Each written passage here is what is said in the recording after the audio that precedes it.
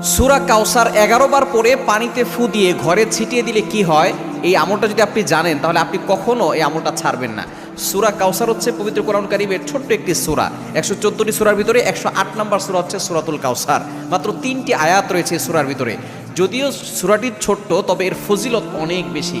আপনি যদি সূরা কাউসার 11 বার পড়তে পারেন, কিভাবে আমল করবেন আমি বলে দিব, তবে কি কি উপকার পাবেন সেটা আমি বলে দিচ্ছি। নাম্বার 1, 1 নম্বর হচ্ছে এই আমলটা করার মাধ্যমে আল্লাহ তাআলা আপনার ঘরের সকল অভাব দূর করে দিবেন। দ্বিতীয় নম্বর হচ্ছে আল্লাহ পাক রব্বুল আলামিন আপনার ঘরের ভিতরে বরকত দান করবেন।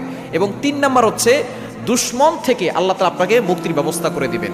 এবং 4 নম্বর হচ্ছে আপনার জানমাল নিরাপত্তার ব্যবস্থা করবেন আল্লাহ তাআলা। এবং 5 নম্বর হচ্ছে হাউজে কাউসারের পানি আল্লাহ তাআলা আপনাকে দান করবেন। কেননা এই সূরা কাউসারের ভিতরে ইন্না আতাইনাকাল কাউসার, হাউজে কাউসারের ব্যাপারে আল্লাহ পাক রব্বুল আলামিন বলে দিয়েছেন যে এটা নবী সাল্লাল্লাহু আলাইহি ওয়াসাল্লামকে আল্লাহ তাআলা হাদিয়া দিয়েছেন হাউজে কাউসার। একমাত্র আমাদের নবীজি সাল্লাল্লাহু আলাইহি ওয়াসাল্লাম তার উম্মতদেরকে হাউজে কাউসারের পানি পান করাবেন, যা সাদা হচ্ছে দুধের থেকেও বেশি সাদা এবং মধুর থেকেও বেশি মিষ্টি। একবার যে পান করবে 500 বছর ধরে তার কোনো পানি তৃষ্ণা লাগবে না। এটা আপনি কিভাবে আমল করবেন? এই আমলটা হচ্ছে আপনি প্রথমে ওযু করে আপনি 3 বার দুরূদ শরীফ পড়বেন। এরপরে হচ্ছে আপনি সূরা কাউসার 11 বার পড়বেন। শেষে আবার 3 বার দুরূদ শরীফ পড়বেন, পরে আপনি পানিতে ফু দিয়ে ওই পানিটা খাবেন।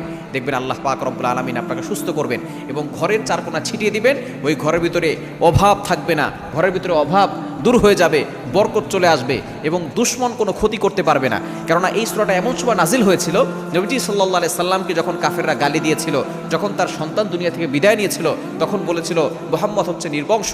তখন আল্লাহ পাক রব্বুল আলামিন আয়াত নাজিল করেছেন যে ইন্না শানি আকা হুয়াল আবতার, যে তারাই হচ্ছে নির্বংশ যারা আমার নবীকে গালি দেয়। আমার নবীর যে আল্লাহ পাক রব্বুল আলামিন সম্মান দিয়েছেন, সুতরাং এই সূরা কাউসারে আমল করবেন, দেখবেন আপনি উপকার পাবেন ইনশাআল্লাহ।